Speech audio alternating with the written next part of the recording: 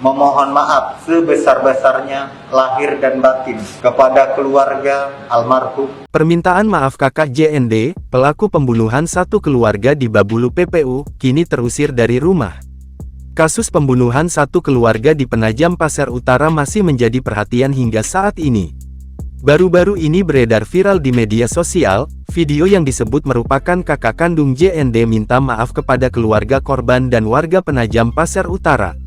Salah satunya video viral permintaan maaf tersebut diunggah di Instagram @penajam_terkini.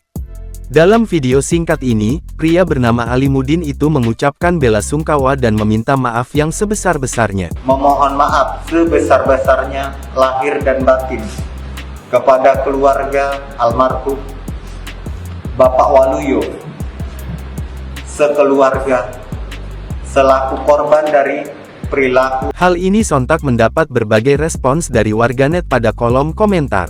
Sebelumnya, rumah orang tua JND rata dengan tanah setelah dikerahkan satu unit alat berat jenis ekskavator pada Sabtu tanggal 10 Februari tahun 2024.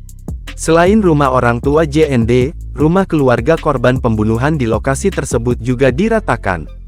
Hal itu dibeberkan oleh Kepala Desa Babulu Laut, Haji Ismail Subli kepada tribunkaltim.co. Dia menjelaskan, langkah ini diambil setelah memperoleh kesepakatan dalam rapat bersama dengan para warga, aparat kepolisian, TNI dan pihak terkait lainnya. Hal ini sengaja dilakukan untuk menghilangkan rasa traumatik di wilayah Babulu Laut terkait insiden mengerikan tersebut.